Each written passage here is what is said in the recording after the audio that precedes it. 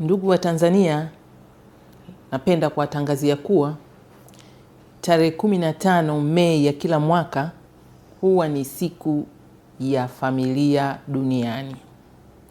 Siku ambayo huifanya dunia ikae chini kuangalia namna gani familia inaendeshwa ili iweze kutupatia malezi na makuzi bora kwa watoto wetu ambao ndio warithi wa kila taifa. Ndugu wananchi, napenda kuwaeleza kuwa mwaka huu 2026 siku ya familia duniani tunaiunganisha na siku ya mtoto wa Afrika na tunakwenda kuiadhimisha tarehe 30 Juni mwaka huu. Lengo la muunganiko huu ni kuwaleta pamoja wadau wote na juhudi zao ili tufanye kitu kimoja kikubwa, kwa sababu maadhimisho haya yamefuatana na yamepishana muda mfupi. Hivyo tutaongeza tija ya sauti kwenda mbali zaidi na kuwezesha wananchi wengi zaidi kuadhimisha na kupata ujumbe tuliokusudia. Ndugu wananchi, kauli mbiu inasemaje? Na kuletea kauli mbiu ya siku ya familia duniani mwaka huu kuwa ni mtoto ni malezi, msingi wa familia bora kwa taifa imara. Narudia, mtoto ni malezi, msingi wa familia bora kwa taifa imara.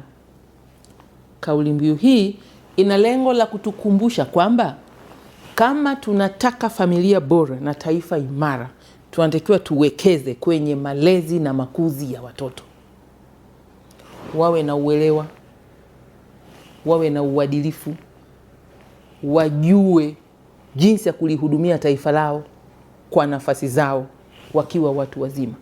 Tukipoteza malezi na makuzi, tutapata watoto wasiojali nafasi yao katika kuendeleza taifa lao.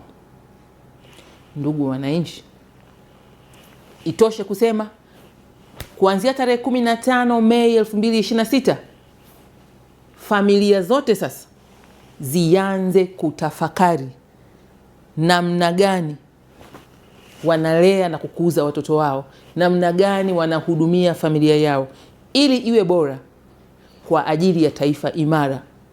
Tafakari hiyo iendelee mpaka tarehe 30 Juni tunapoenda kuhitimisha maadhimisho haya.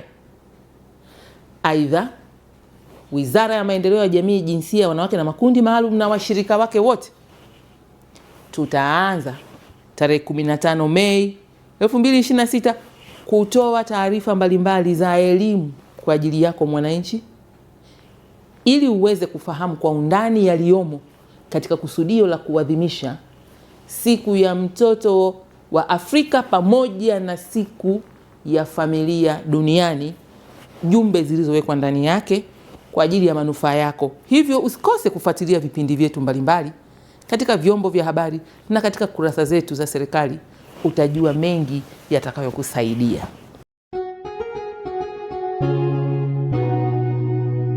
Kasako Media, tunaangazia maisha, tunaandika kesho.